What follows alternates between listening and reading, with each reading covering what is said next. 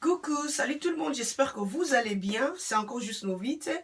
Bonne fête de Pâques à tout le monde. Alors, lelo rapidement, naeli biso et Manuka Honey. Naeli biso Manuka Honey, topé miel ya Manuka. Bon, bazolandanga déjà boyebi. Naelaki biso miel ya Manuka lokola sérum. Naelaki biso miel ya Manuka lokola savon ya kosokola na we longi, topé scrub, topé gommage. Lelo naeli biso miel ya Manuka pona komela yango tope kolia yango. Pourquoi naeli biso miel oyo? Miel oyo ezali kisi monene naturel. Miel oyo ezali kokende ko traiter ba maladie lolenge na lolenge na kati na biso pe libanda.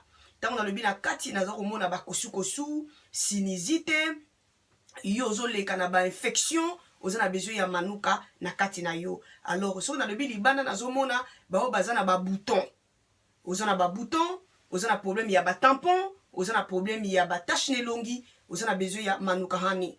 Alors Manuka on naeli biso lelo na salela yango. Na selaka yango tilole yango naza nango, na sela yango ya komela, na tina ya kosu, na sela yango na elongi. Tango nazalaki na ba bouton, ndenge bino bozolandanga boyebi.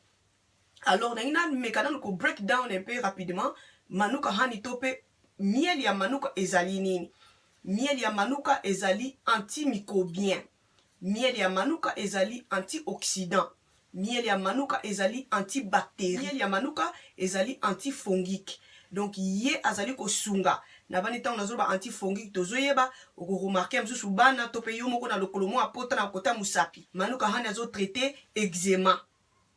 Manuka Honey azali ko traiter pote ya mukie. Tango yo zoki mukie ozui Manuka Honey opposé likolo okombona pota wana ekokauka après lobi.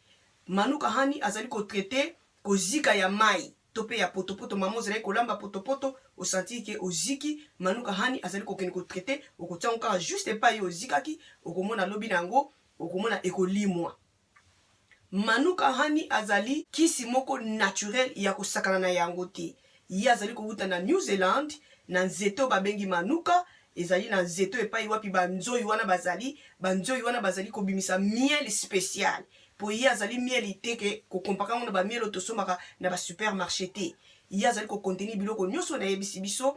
Alors azali kisi monene ya kosakana na yango te. Même ba médecin lelo soki okei na hôpital oza na problème ya sinusite, oza na problème ya kosu, médecin ya malamu, docteur na yo ya malamu okomona ko biso te luka Manuka Honey.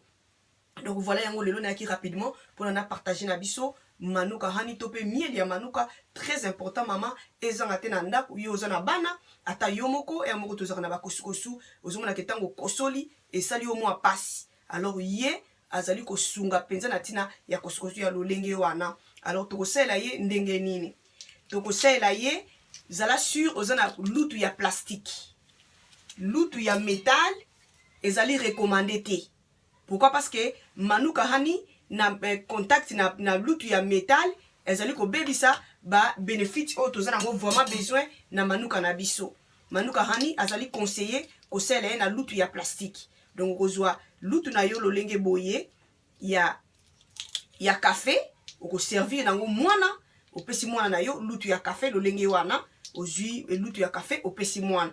Yo pe mukolo okozwa lutu na yo ya soit ya table ndenge oyo komona ozui lutu na yo ya table ya Manuka okosangisa ye na jus na yo ya citron. Okosangisa ye na jus ya citron. Donc jus na nga esili bolimbisi okosangisa ye na jus ya citron na sali juste mokie okosangisa ye na jus ya citron ozui cuillère na yo soit ya café soit ya table okomélanger ye na mai mokie ya tiède mai ya kotoka te parce que soko toksi mai akobebisa vraiment bénéfice ya Manuka mai ya moto eza malamu mingi te. Oza na besoin juste ya mai ya tiède okosela lutu na yo ya plastique na mwana oza na besoin ya cuillère à café moko okopesa ngo mwana na besoin ya komélanger na citron te. Yo mukolo okozwa soit cuillère ya café ou bien pe cuillère à table okomélanger yango na citron na yo osali mélange lolenge boye nde bongo okomela yango okosala yango par jour une fois. Okosala yango par jour une fois kino komona changement nde bongo yo tiki na yo. Même na bana soko moni kosu esili nango une fois kaka par jour kosate ke na multiplier po non ezali antibiotique naturel. antibiotique bamelaka ye bimelela te. Alors okotiela mwana une fois na jour cuillère na ye ya café et puis c'est bon opesi mwana. Ezali luka manuka ayaka lolenge boye azwa bakombo na bakombo wana na bandi bomoni bakomi manuka docteur. Donc ezali maison esali yango mais eyaka balolenge na lolenge et puis eloko mususu mama otanga ngai nazwaki 20 plus.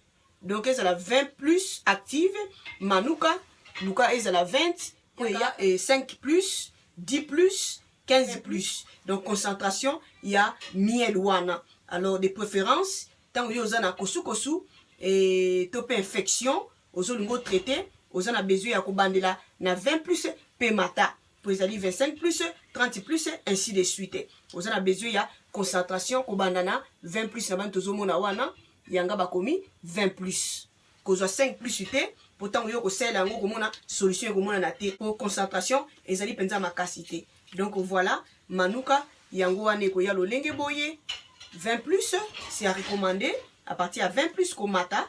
Donc voilà yango na yaki pona na partager na biso ezali vraiment trop sucré okoki même ko utiliser yango na mapa ya bana soko moni bana pena kosu eza makasi na place tiela bango bata tourner totiaka manteka ne tolobaka okosela manuka otia yango na mapa ya bana tango tumbeli bana mapa ozwi manuka na yo otia yango na mapa ya bana opesi bana bale tout comme yo moko pe ovai na ndako ngo grignoter otumi mapa na yo ozwi manuka otie na mapa bole monene pona kosu o ezali seke kosu eza kotungisa bana esila te biso moko toyebi okomona moko ba virus eza komona o virus boye bato nyonso bazwi kosu alors mama kobenda midondo te soko moni ki omeki ba ndenge bapesaka biso awa ba paracetamol ezosimba te tia loboko na yo na manuka hani to pe na mieli ya oza na sinusite manuka hani azali moko pe ya solution na tina ya sinusite okoloba na ngai juste vite na kosomba manuka wana wapi